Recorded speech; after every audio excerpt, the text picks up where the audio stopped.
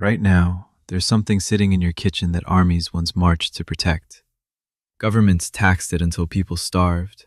Empires rose on the profits from it, and at least one monarchy was destroyed in part by the price of it. It's not gold, it's not oil, it's salt. And for most of human history, this ordinary white powder was one of the most valuable substances on Earth. We think of salt as free. It's the cheapest thing on the shelf. We spill it without a thought. So here's what's hard to believe. For thousands of years, salt was money. Not like money, it literally was money. Paid to workers, hoarded in treasuries, traded ounce for ounce against gold. The reason it's worthless today isn't that it stopped mattering. It's that we finally solved a problem that had haunted every civilization before us. Here's why salt held that power. Every human body needs it to live. You cannot survive without it. But before refrigeration, salt was also the only way to preserve food through winter, to keep meat and fish from rotting. That made it non-negotiable. And anything everyone needs, but few can produce, becomes the perfect thing to control and to tax. Over the next few minutes, I'll show you 4 ways salt shaped the world, how it became literal currency, how it built one of history's richest cities, how it bankrolled the oldest state monopoly ever created, and finally, how a salt tax helped light the fuse of the French Revolution. Let's start with salt as money. Start with the story you've probably heard, that Roman soldiers were paid in salt, and that's where the word salary comes from. It's a great story. It's also, almost certainly, false. Historians who've gone looking for evidence of soldiers actually being handed salt as wages come up empty. The Latin word salarium does connect to salt, but no reliable Roman source describes paying the legions in the stuff. So why does everyone believe it? Because it feels true. And it feels true because in other places, salt really was currency. Take Ethiopia. From the ancient kingdom of Aksum right up into the 20th century, people there used bars of rock salt called amole as money. These weren't symbolic. You could buy goods with a salt bar, make change, store your wealth in them. A currency you could, in a pinch, literally lick. And across the Sahara, salt was worth so much that it was traded for gold. Caravans, some of them at their peak 40,000 camels long, hauled slabs of salt 400 miles across the desert to the markets of the Sahel. Why would anyone trade gold for salt? Because in West Africa, gold was relatively common, and salt was scarce and essential. Value isn't about what a thing is, it's about what you don't have. The city of Timbuktu became legendary for its wealth precisely because it sat at the hinge where desert salt met southern gold. One substance we now throw away, the other we lock in vaults. For centuries they were rivals, but trading salt made merchants rich. The next move made an entire state rich and turned a swamp into a superpower. Venice, a city built on wooden posts driven into a lagoon. No farmland, no natural riches, no obvious reason to exist. And yet it became one of the wealthiest powers in Europe. Part of the secret was sitting in that same lagoon, salt. Venice had been making salt at Chioggia since the 7th century, but the Venetians did something cleverer than making salt. They cornered the market on everyone else's. Here's the mechanism, and it's genuinely brilliant. Venice paid its merchants a subsidy, called the ordo salis, to bring salt back to the city on their return voyages. That did 2 things at once. It flooded Venice with cheap salt it could resell across Italy at a fat markup, and it quietly subsidized Venetian ships, letting them undercut foreign competitors on every other cargo too. Salt didn't just make money directly, it made Venice's entire merchant fleet cheaper to run than anyone else's. How much did this matter? Look at the numbers.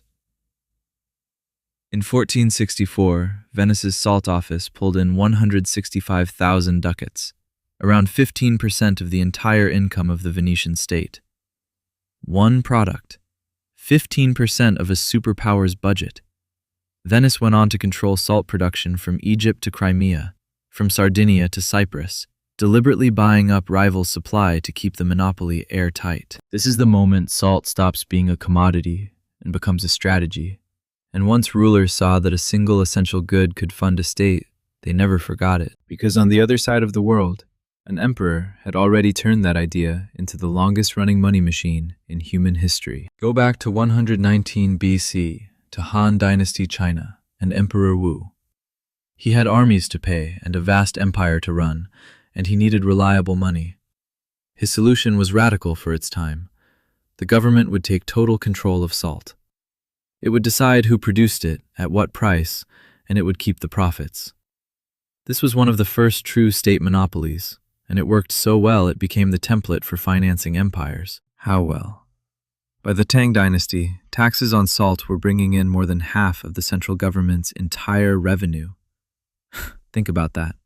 Not roads, not land, not conquest.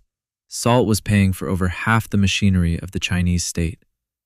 When you tax something every single person must buy to stay alive, you build the most dependable revenue stream ever invented. It doesn't matter if there's a war, a drought, a good year, or a bad one. People still need salt. And here's the detail that makes the point unforgettable. That Chinese salt monopoly, born in 119 BC, was not abolished until 2014. Over 2,000 years. It is, by a wide margin, the longest-lasting state monopoly in human history.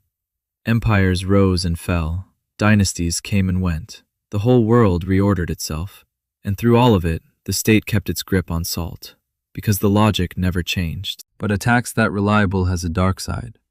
When a government knows people can't say no, the temptation is to squeeze.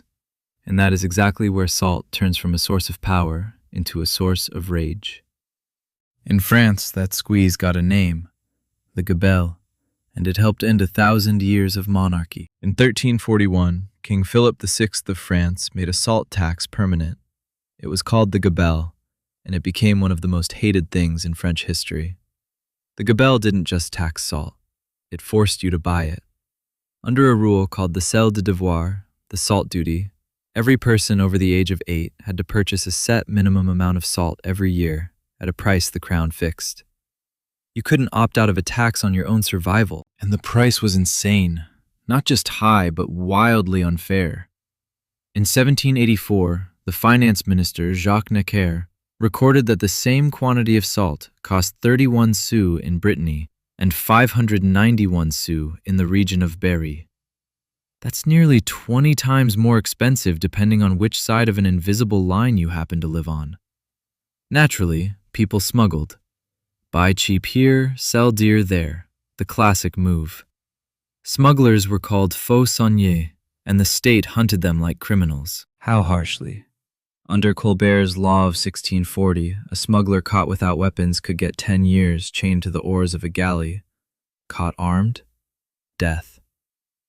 At the peak, around 3,000 French people a year were being imprisoned, sent to the galleys, or executed over salt.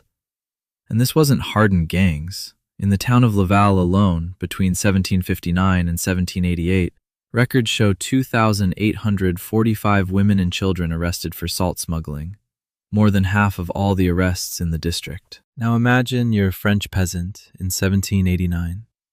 You're hungry, you're taxed on bread, and you're taxed, brutally, unequally, on the one thing you literally cannot live without.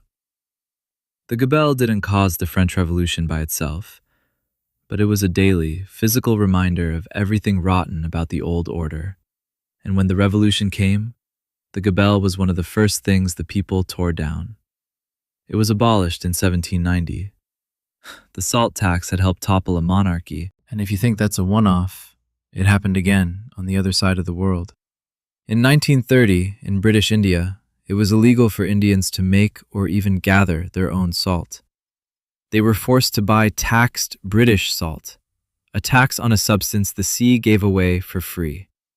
So Mahatma Gandhi walked 240 miles, 24 days, to the coast to pick up a fistful of natural salt in open defiance of the empire. Next to air and water, he said, salt is perhaps the greatest necessity of life. That single handful of salt became one of the most powerful acts of protest in history and helped set India on the road to independence. So why is salt worthless today? Not because it stopped mattering, because we finally beat the problem. Industrial mining made it endless, and refrigeration erased the one job only salt could do. The moment salt became abundant, all that power simply evaporated.